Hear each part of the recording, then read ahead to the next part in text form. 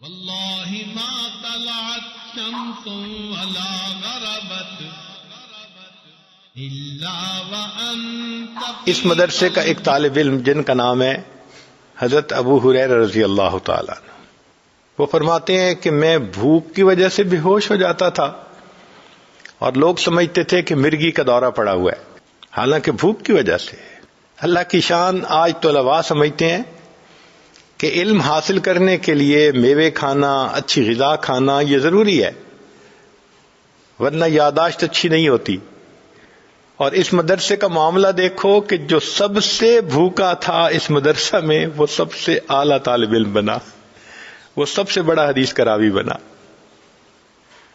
ایسی اللہ نے اس کو یادداشت عطا فرمائی.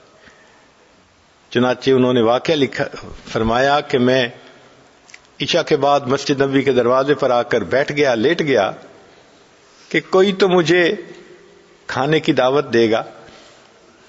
عمر رضی اللہ تعالیٰ عنہ آئے، سلام کر کے چلے گئے.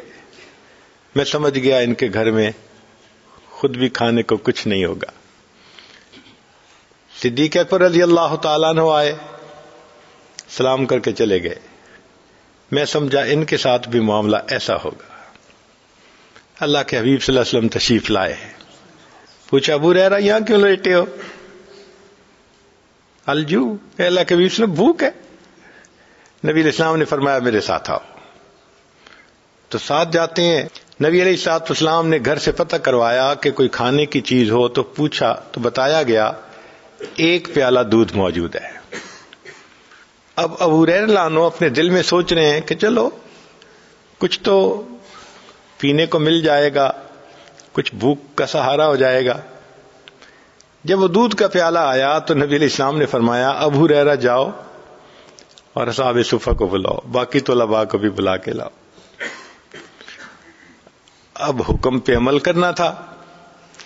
میں بلانے کے لیے گیا تو میں سوچ رہا تھا کہ جس کے ذمے ہوتا ہے بلا کے لانا، عام طور پر پلانا بھی اسی کے ذمے ہوتا ہے. اور جو تقسیم کرنے والا ہو الفاضل للقاسم، بچتا ہے تو پھر اس کے حصے میں آتا ہے. تو سب پیئیں گے تو کیا بچے گا؟ انہی خیالات کے تانا بانا کو بنتے بنتے میں سب کو بلا لایا اور نبی علیہ السلام نے مجھے ہی حکم فرمایا ابو ہریرہ ان کو پلا. چنانچہ پینا شروع کیا. فرماتے ہیں لوگ پی رہے تھے، دودھ پیالے میں ویسا ہی تھا جیسے کہ شروع میں تھا. سب نے پی لیا. نبی علیہ السلام میری طرف دیکھ کر مسکرائے، فرمایا ابو ہریرہ تم پی لو. میں نے پیا حتی شبعت، میرا پیٹ بھر گیا. نبی علیہ السلام نے پھر مسکرا کے فرمایا ابو ہریرہ اور پیو.